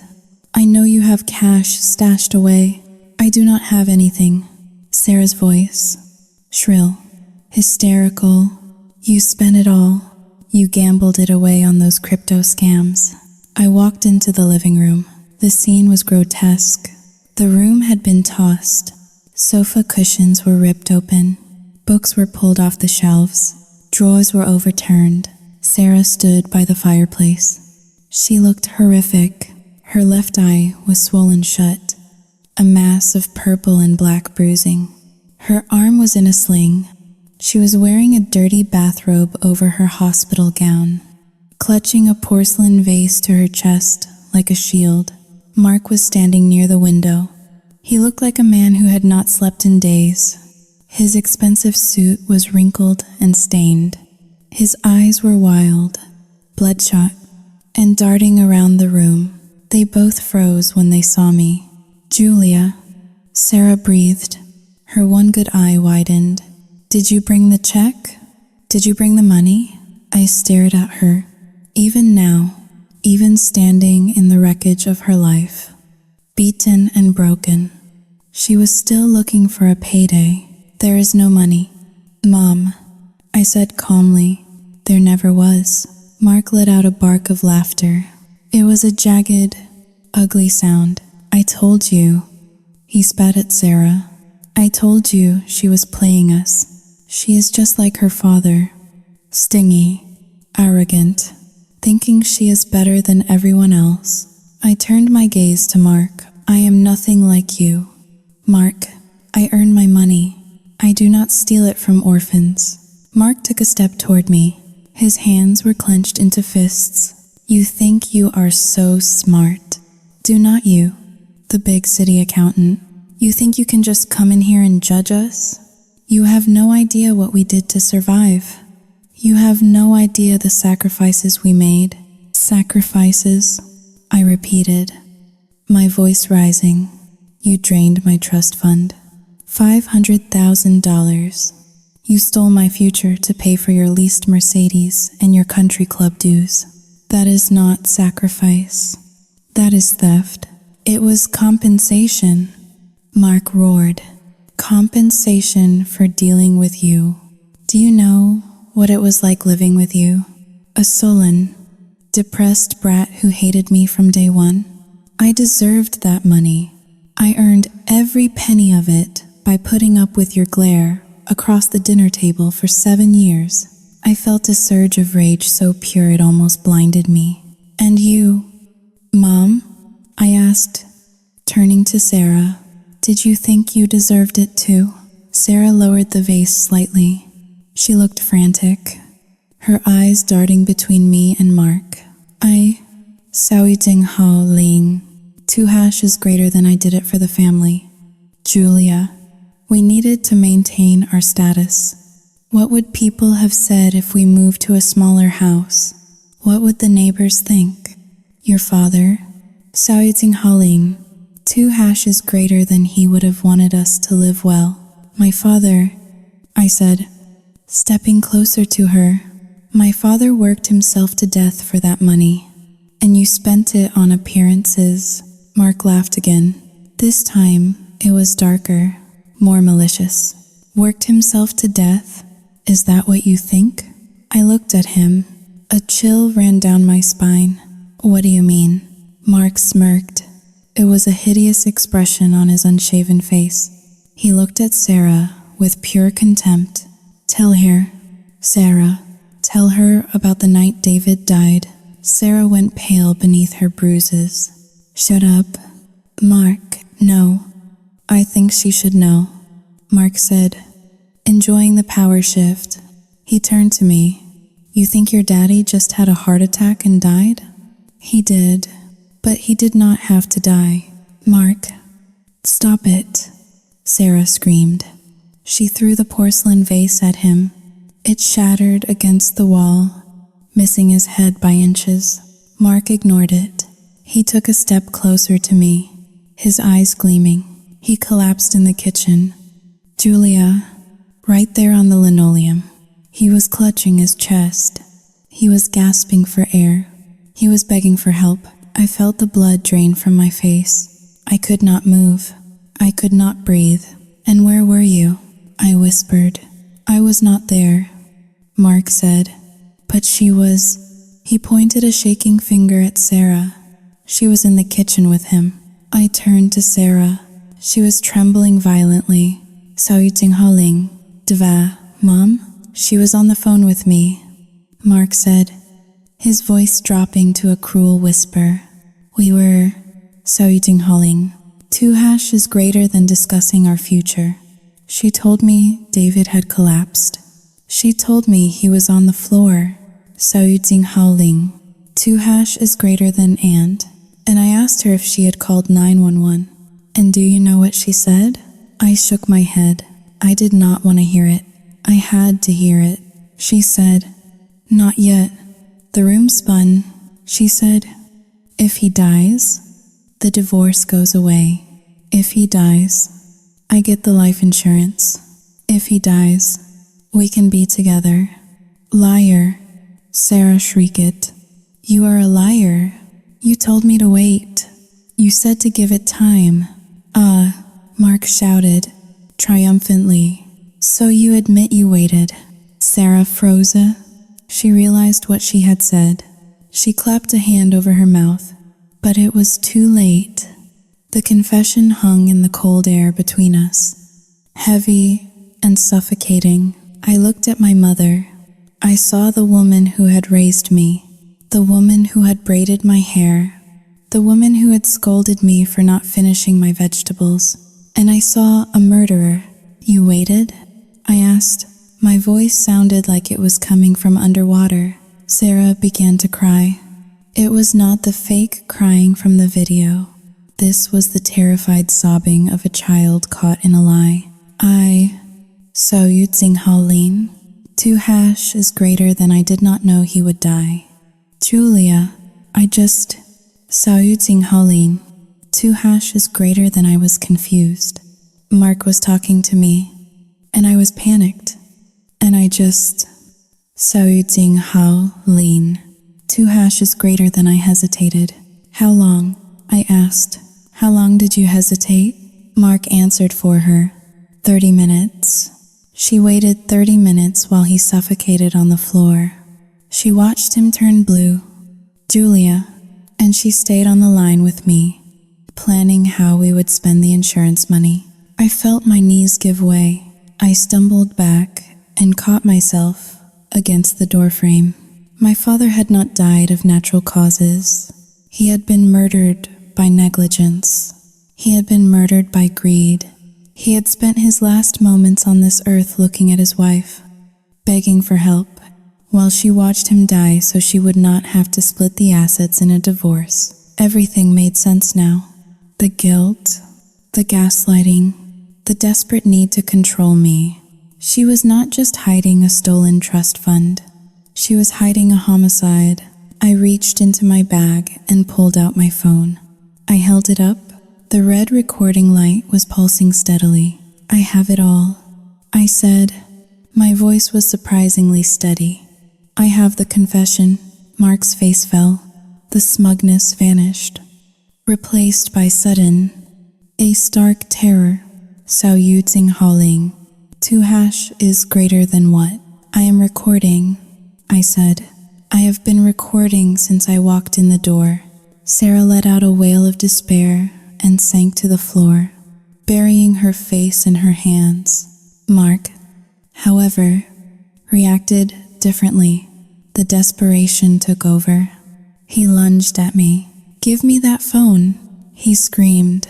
He was fast, but he was clumsy. He tripped over a pile of overturned books. I scrambled backward, out the front door, into the fog. Help, I screamed. Call the police. I did not need to scream loud. As I stumbled down the driveway, 2 police cruisers turned the corner, their lights flashing silently in the mist. I had texted Davis before I entered the house. If I am not out in 20 minutes, send the police. Mark burst out the front door, his face twisted in a rictus of rage. He saw the police cars and froze. He looked at me, then he looked at the officers getting out of their cars with weapons drawn. It was over. An hour later, I sat on the back bumper of an ambulance. The emergency medical technician offered me a blanket, but I refused. I needed the cold. I needed to feel the biting chill of the air to know that I was still alive. They brought Mark out in handcuffs first. He was screaming obscenities, blaming Sarah, blaming me, blaming the government. He looked pathetic, a small, angry man who had tried to buy a life he could not afford with a soul he did not have. Then they brought Sarah. She was not in handcuffs yet, because she was being transported back to the hospital. But there was an officer with her. They wheeled her gurney past me. She looked up. Her good eye met mine. Julia, she croaked. You have to help me. I am your mother. It was Mark. He made me do it. He hypnotized me. I am the victim here. I looked at her. I I looked at the woman who had watched my father die for 30 minutes. I stood up and walked over to the gurney. I leaned down, close to her ear. "You are not a victim, Mom," I whispered. "You are a widow, and you made yourself one." I pulled back. "I am giving the recording to the district attorney," I said. Sarah began to scream. It was a raw, animalistic sound. "No, no, I am the mother. You owe me. You owe me everything." The emergency medical technicians loaded her into the ambulance and slammed the doors, cutting off her voice. I stood in the driveway of the house that was no longer a home. I watched the flashing lights fade into the distance. The house stood silent behind me, a hollow shell. I reached into my pocket and touched the phone. The recording was saved. I had come for the money. I had found the truth. And the truth was worth so much more than $500,000.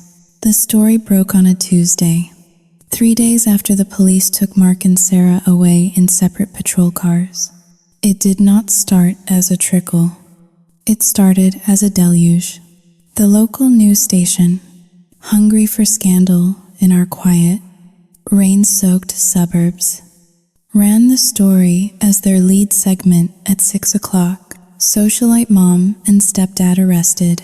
Embezzlement and suspicious death probe.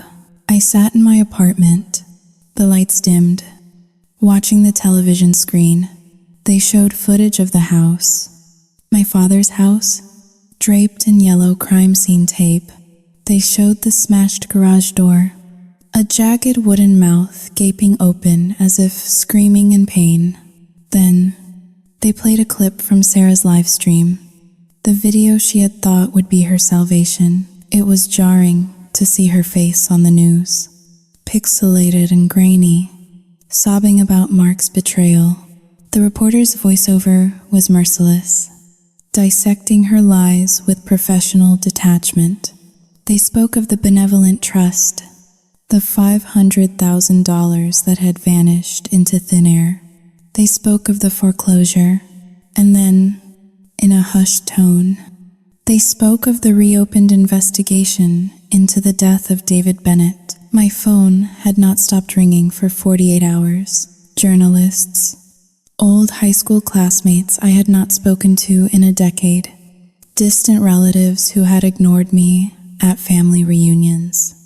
They all wanted a piece of the tragedy. They wanted to know if it was true. They wanted to know if I was the one who turned them in. I answered no one except Andrew Davis. The following week, the arraignment took place at the King County Courthouse. It was a circus. The hallway outside the courtroom was packed with reporters and curious onlookers. I recognized faces from the neighborhood, women Sarah had played bridge with, men Mark had tried to swindle into investment schemes. They were not there to support. They were there to feast on the carcass of the Bennett reputation. I walked through the crowd with Davis by my side. I wore a black suit, sharp and tailored. I kept my head high and my eyes forward. I heard the whispers ripple through the crowd as I passed. That is the daughter. She is the one who recorded them, cold as ice. Just like her mother, I ignored them. I did not care about their judgment. I only cared about the truth. Inside the courtroom, the air smelled of floor wax and stale anxiety. When the bailiff led Sarah in, a collective gasp went through the room. My mother, who would not be caught dead without her pearls and a blowout, was wearing an oversized orange jumpsuit. Her hair was flat and greasy, hanging in limp strands around her bruised face. The swelling from Mark's assault had gone down, leaving behind a sickly yellow-green map of violence on her skin. She looked small, she looked pathetic, but when she saw the gallery packed with people, something in her shifted. She straightened her spine. She lifted her chin, even in shackles. Sarah Bennett could not resist an audience. Mark was brought in next. He looked worse. The arrogance that had defined him for 18 years had evaporated, leaving behind a twitchy, terrified man who refused to make eye contact with anyone. The charges were read aloud: grand larceny, fraud, elder abuse. Ironic, considering they were the elders. But the victim was the estate of my father. And then the new charge: negligent homicide. When the prosecutor played the audio recording I had made in the living room, the silence in the courtroom was deafening. Mark's voice, bragging about the delay. Sarah's voice, admitting she waited 30 minutes. The sound of her sobbing confession. I watched the jury box, even though there was no jury yet. Just the judge and the gallery. I saw the faces of the neighbors. Their mouths were open in horror. The woman who ran the Homeowners Association, a staunch ally of Sarah for years, looked as if she might be sick. Sarah stood up when asked for her plea. She was supposed to let her public defender speak, but Sarah never let anyone else speak for her. Not guilty, she shrieked, her voice cracking. I am a victim. My husband is a gambler. My daughter is a liar. The judge banged the gavel, but Sarah was not finished. She turned to look at me, sitting in the front row. Her eyes were burning with a manic intensity. She did this, Sarah screamed, pointing a shackled hand at me. She is ungrateful. I raised her. I fed her. That money was mine. Order in the court, the judge bellowed. It was my husband's money. So it was my money, Sarah yelled over him, her face turning a deep, blotchy red. I gave birth to her. I own her. She is my asset. How dare she sue me? How dare she record me? The bailiffs moved in to restrain her, but she kept screaming as they dragged her toward the door. I sacrificed my life for you. Julia, you owe me. You are nothing without me. The heavy wooden doors slammed shut, cutting off her tirade. The courtroom was silent for a long moment. Then, the murmuring began, a low hum of shock and judgment. Sarah had just confirmed everything the prosecution claimed. She had shown the world her true face, not the grieving widow or the devoted mother, but the entitled narcissist who viewed her own child as property. I felt a hand on my arm. It was Davis. Are you all right? He asked softly. I looked at the closed doors. I felt a strange sense of lightness. I am fine, I said. I think she just made our case for us. The fallout outside the courthouse was swift and brutal. The Homeowners Association issued a statement the next day, distancing themselves from the Reynolds family and announcing that a lien had been placed on the house for unpaid dues. The country club revoked their membership. The church where Sarah had volunteered, mostly to gossip, removed her name from the donor plaque. It was a systematic erasure. The social standing Sarah had killed for, the reputation she had sacrificed my father's life to protect, was gone in an instant. I went to the grocery store a few days later. I needed milk. It was a mundane task, but it felt like walking into a minefield. I saw Mistress Gable, one of Sarah's closest friends, in the produce aisle. She saw me and immediately turned her cart around, pretending to be fascinated by a display of organic kale. I watched her retreat. These were the people who had eaten at our table. These were the people who had told me I was lucky to have such a devoted stepfather.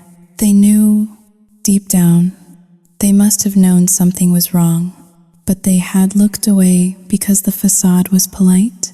Now that the facade was smashed, they were fleeing the debris. I paid for my milk and walked out to my car. Someone had keyed the word snake onto the door of a sedan parked next to mine. It was not my car, but the message was clear. The community was angry. They felt duped. and in their anger, they lumped me in with the wreckage. I was the daughter of the monster, and to them, the apple did not fall far from the tree. That night, my phone rang. It was a collect call from the King County Jail. I accepted it.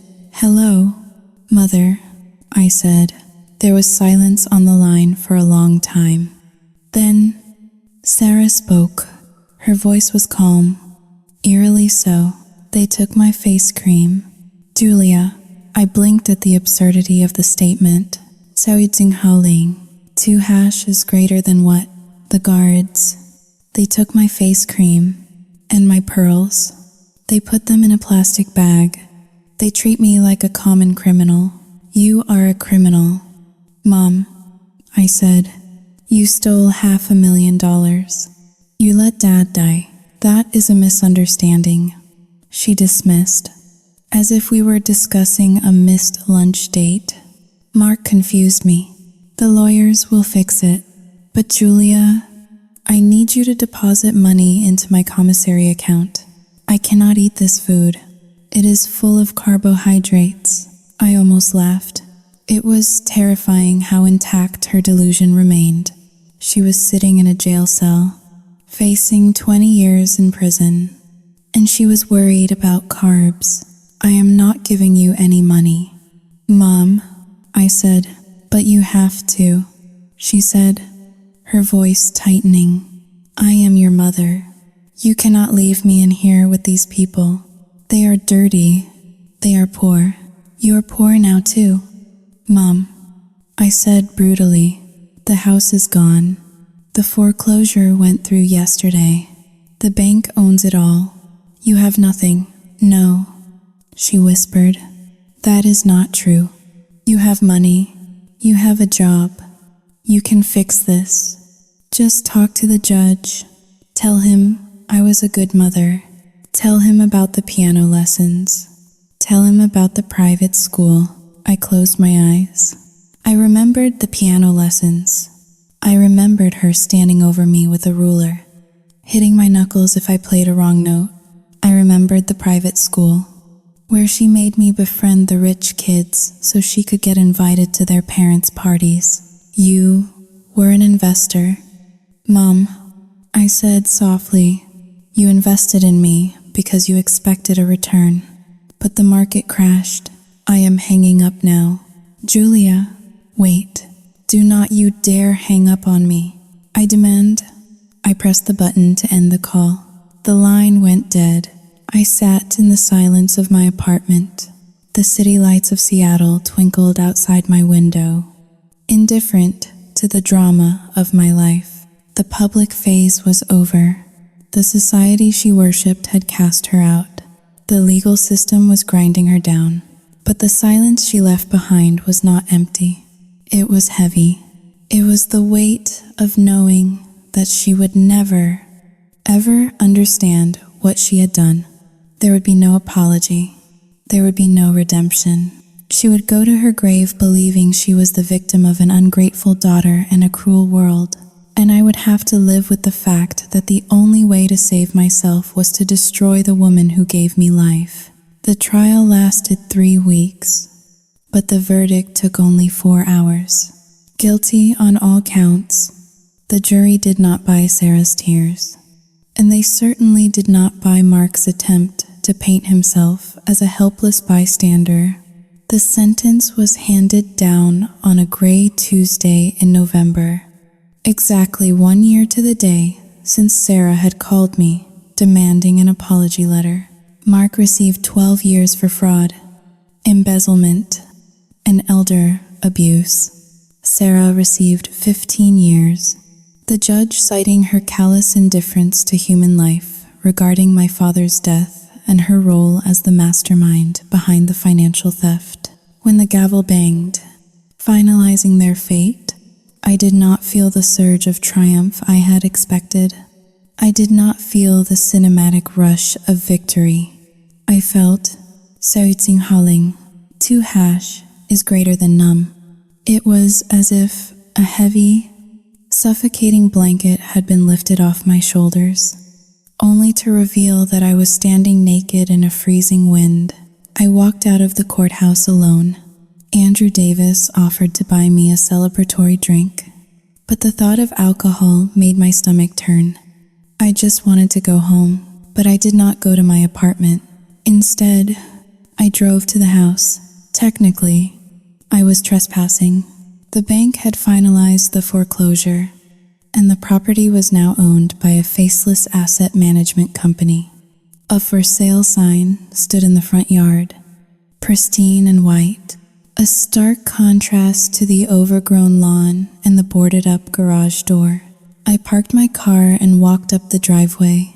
I still had my key, though I doubted it would work. The bank usually changed the locks immediately, but when I tried the handle, the door creaked open. The lock had been drilled out and replaced with a cheap padlock hasp, but someone had left it unlatched.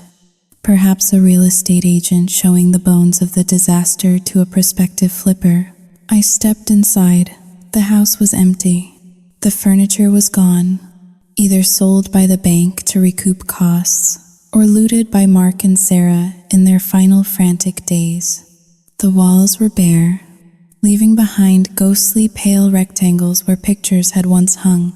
The carpet still bore the indentations of the heavy mahogany dining table where Mark had tried to bully me into signing away my rights. It was silent, the oppressive, screaming silence of a tomb. I walked into the kitchen. This was where it happened.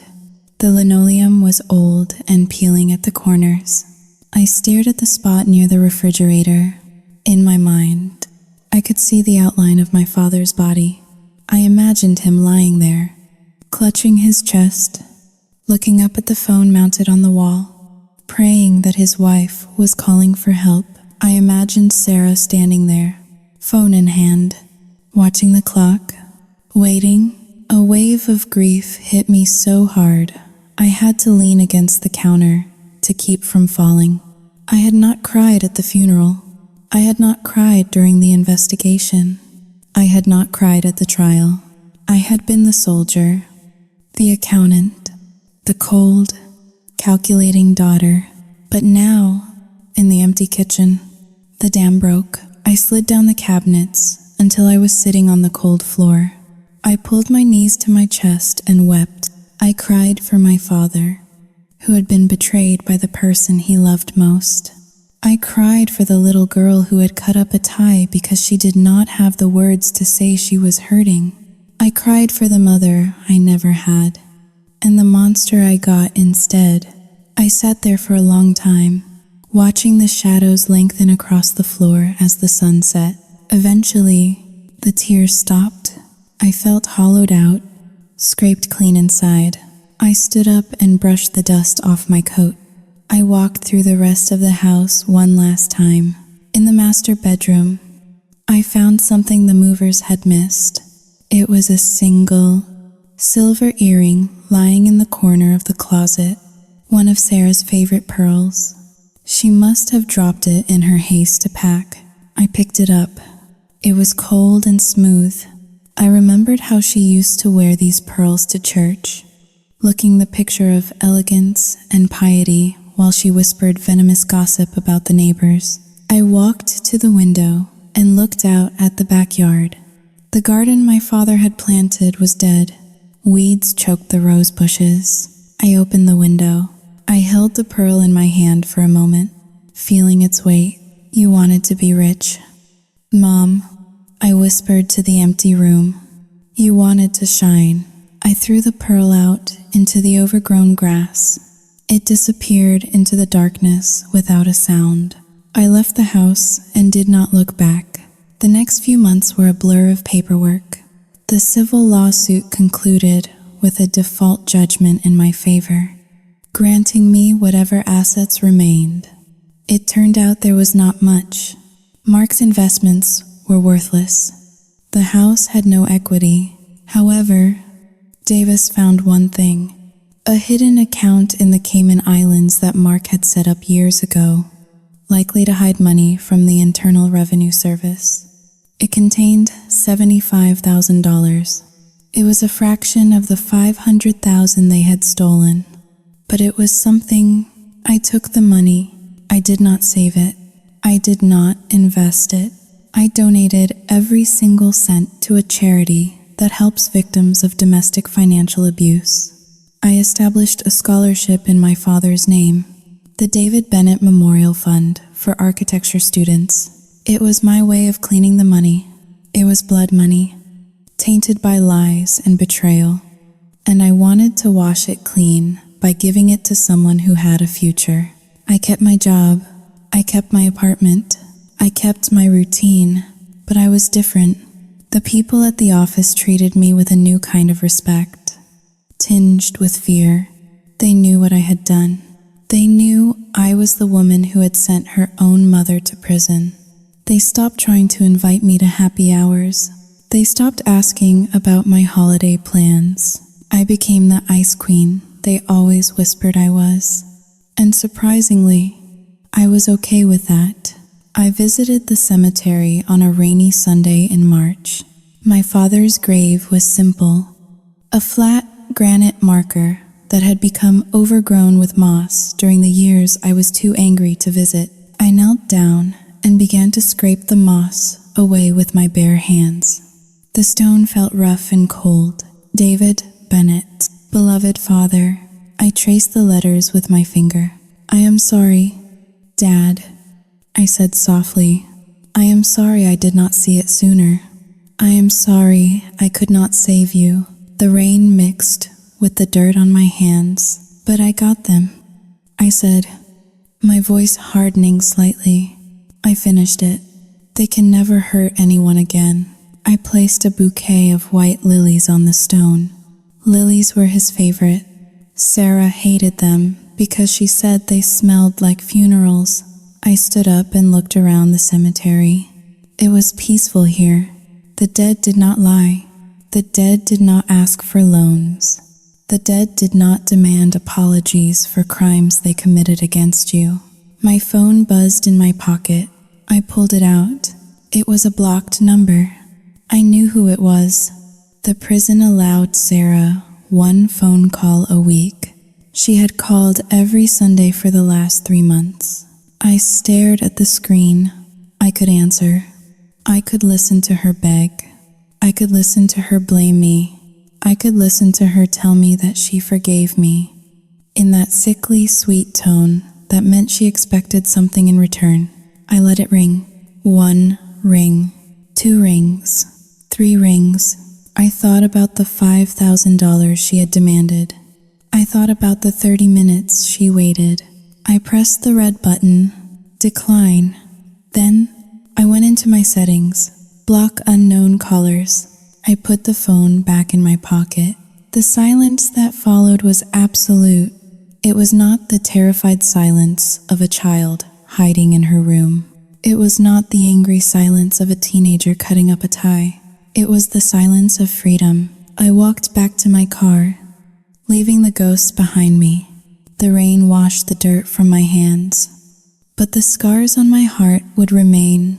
They were the price of admission to a life that finally, truly belonged to me. 6 months later, the city of Seattle was finally shaking off the gray cloak of winter. The cherry blossoms at the University of Washington were exploding in clouds of pink and white, a violent rebirth that happened every spring, regardless of who had died or who had gone to prison during the dark months. I sat on a park bench overlooking the water, a paper cup of coffee warming my hands. I was 30 years old today. According to my father's will, this was the day I was supposed to inherit the benevolent trust. This was the day I was supposed to receive the $500,000 that would secure my future. Instead, I had a letter. It had arrived yesterday from the state penitentiary. The envelope was cheap and rough, stamped with the red ink of the prison censor. The handwriting on the front was unmistakable, looping, decorative, and jagged with repressed rage. I had not opened it yet. It sat in my purse, a small paper bomb waiting to detonate. I took a sip of coffee and looked out at the ferry boats cutting through the sound. I had spent the last 6 months rebuilding, not my finances. Those were fine, but my soul. I had started therapy.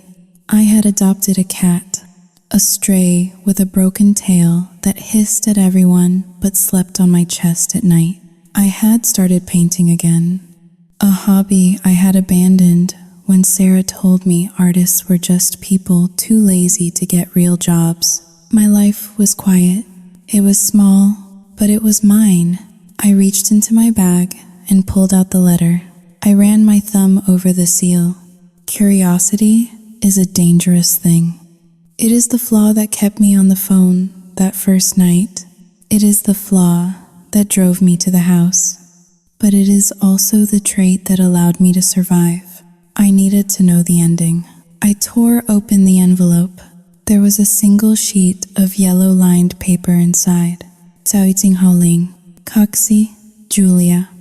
I hope you are happy. Today is your birthday. I remember the day you were born. It was raining, just like it always is in this God-forsaken place. You were a difficult baby. You cried constantly. You never slept. You took everything from me, even then. I heard you sold the remaining jewelry. I heard you gave the money to charity. How typical of you, always trying to look like the saint while you leave your own mother to rot. Do you think you won? Do you think because I am in here and you are out there, that you have won? You are wrong. You are alone. Julia, you have no parents. You have no husband. You have no children. You are 30 years old and you have nothing but a cat and a cold apartment. Mark writes to me. He says he forgives me. He says we can start over when we get out. We will be old, but we will have each other. Who will you have? Enjoy your birthday. Enjoy your freedom. But remember one thing. You are my daughter. My blood is in your veins. One day, you will look in the mirror and you will see me staring back at you. And on that day, you will realize that you cannot sue your way out of your own deoxyribonucleic acid. Love. Sauyu Tinghaling. Dva. Mom. I read the letter twice.